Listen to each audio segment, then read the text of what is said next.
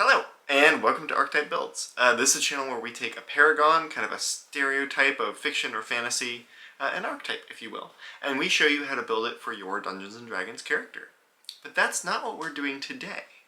This is kind of the channel intro to both D&D, the rules of D&D, and my build philosophy. After watching this video, you'll be able to enjoy any other video on the channel. So what would the perfect game look like? Well, firstly, it would encourage or reward some amount of creativity and individuality. When you're playing a game, you want to feel like it matters that you are the one playing the game, and you're playing it in a way that is different from how other people would, and that is succeeding. I think this game would be collaborative. I think it would involve you working together with people that you like in order to achieve an objective. And I think it would be replayable, so you could keep coming back to this game that you love over and over again instead of exhausting it in one or two sessions. Unfortunately, building a world like this in some sort of board game is impossible, and even in video games would take an incredible amount of technology, especially just to do for your group. So the only place we can play this game is in our imaginations. D&D, and in fact most tabletop games, run on the engine of human imagination. Your imagination and those of other people at your table. You create a kind of shared fiction governed by shared rules, and then you're able to operate in that world knowing what you can do, what you can't do, and working together to achieve the things that are difficult. Tabletop games span a whole lot of genres, and they tend to kind of run the gamut from more abstract, free-flowing, story-centric games to more crunchy, numbers-centric, kind of more objective games. And I think that there is this sweet spot in the middle where the rules help create a common frame of reference for what constitutes an achievement, right? Something can't be an achievement if you can just say, I do that, and it happens. So this kind of stricter rule system in place that creates a path for achievement without being super bogged down by the nitty-gritty of rules. Your mileage may vary, but I think that the fact that D&D is by far the most popular tabletop role-playing game in the world right now speaks to how close to that sweet spot it strikes.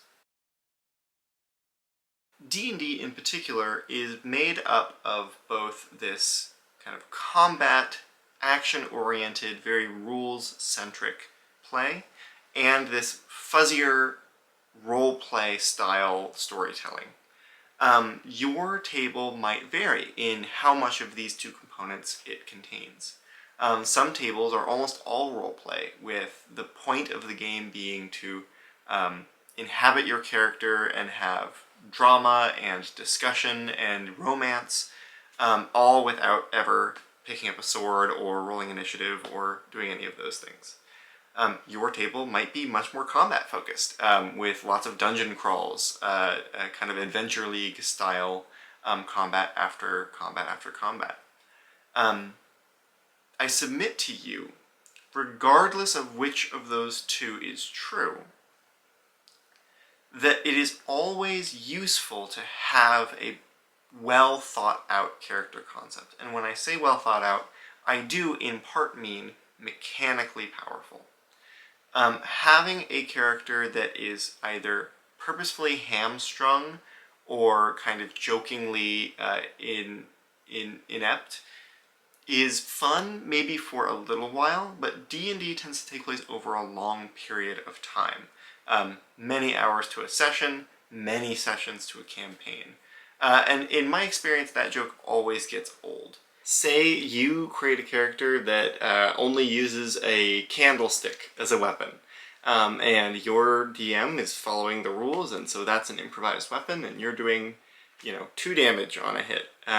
It's fun. It's a fun thing to, have the candlestick, but what happens when your party is, being attacked by bandits and several are dying? What happens when you're in a scenario where your family has been kidnapped Are you still going out and fighting with a candlestick?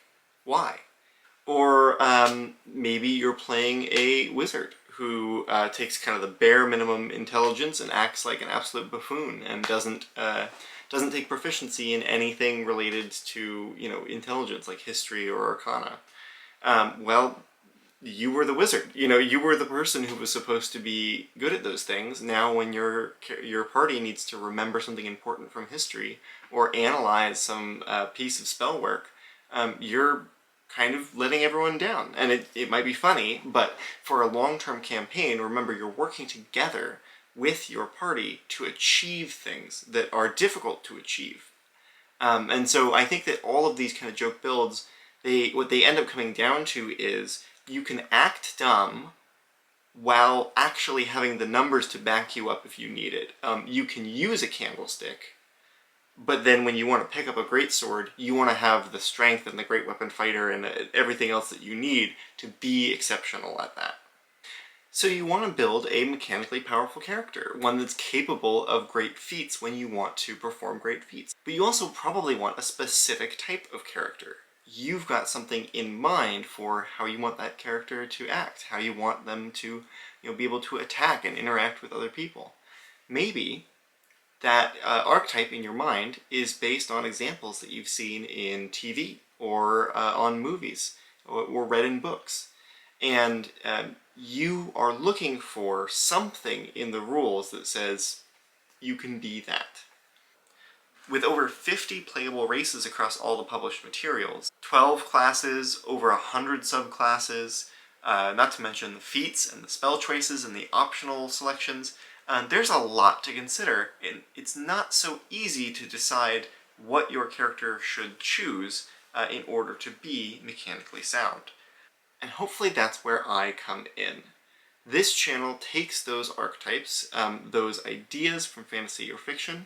Upcoming videos will include something like, you know, how to play a witch, you know, like a hag in the forest, you know, bubbling her potion, cackling and casting hexes.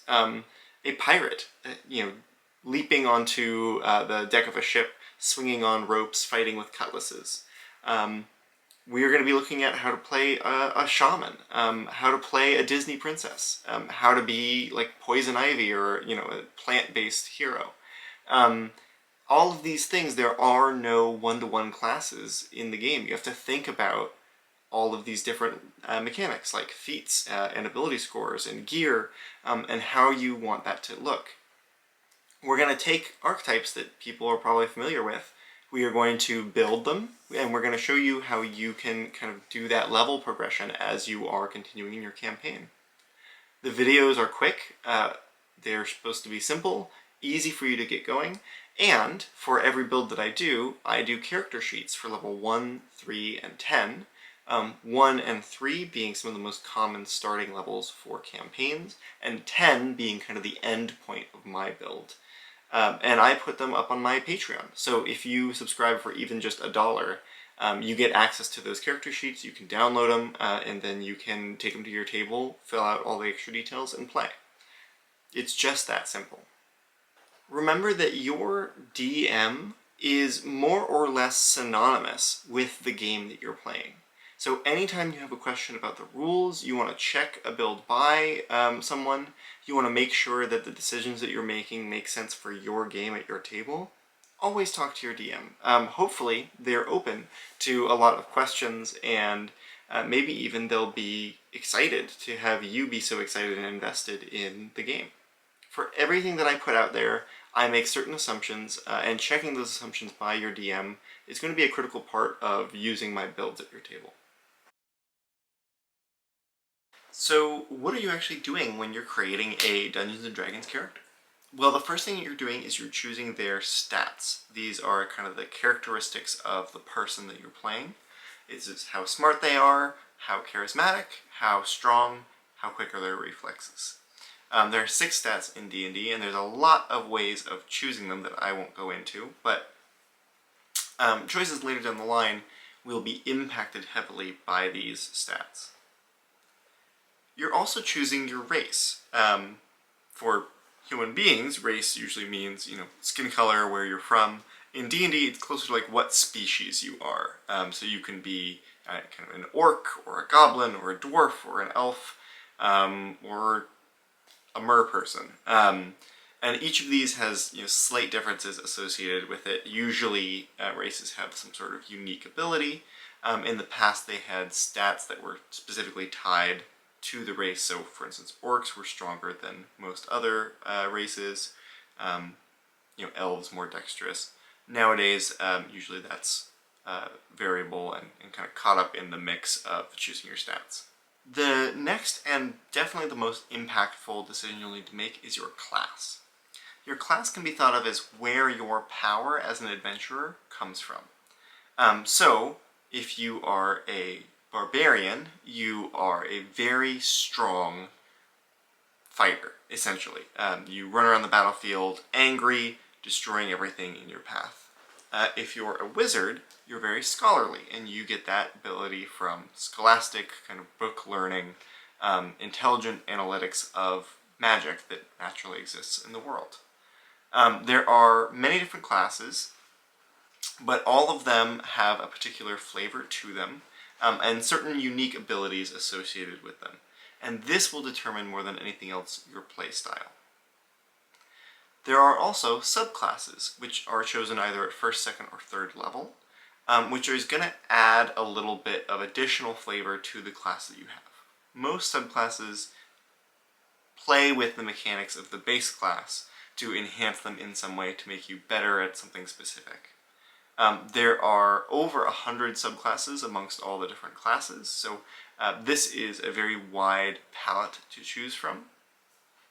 And then the other thing that you want to consider when creating a character is multiclassing.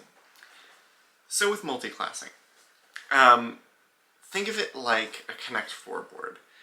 You drop a piece down, click, click, click, it hits the bottom, level 1. If you drop another piece in the same slot, click, click, click, click, it goes to one space above it, level 2.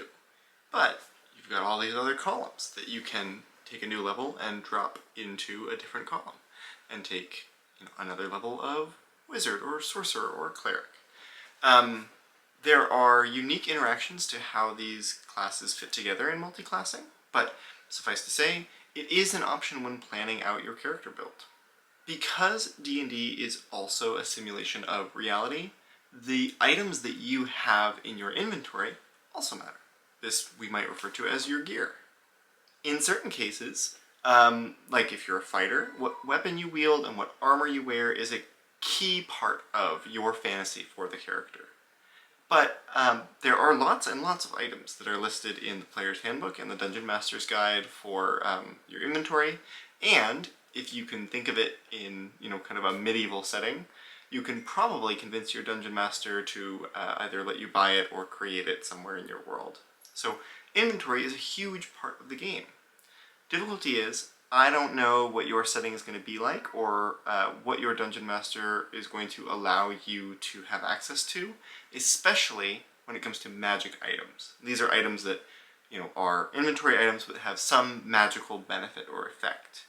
They're a huge part of the game and are going to massively impact your playstyle, but because I'm not sure what you're going to have access to, I generally don't make mention of magic items in my builds. For my builds, I only go to level 10, even though the maximum level for a character is level 20.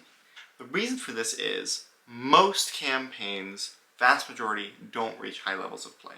They're not playing at 17th or 18th or 19th level. So those levels aren't going to be useful to almost everyone.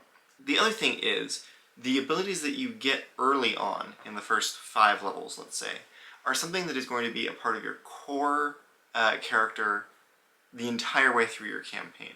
Stuff that you're getting towards the very end probably is not as impactful for realizing the character fantasy. So focus on the early levels makes sense. Lastly, if you've been playing a character all the way to level 10, you almost certainly know your campaign, know your character, better than I will. So you can take them in new and fresh directions with the foundation that's provided. And this should be everything that you need to know in order to view and enjoy my videos on this channel. So go watch a few.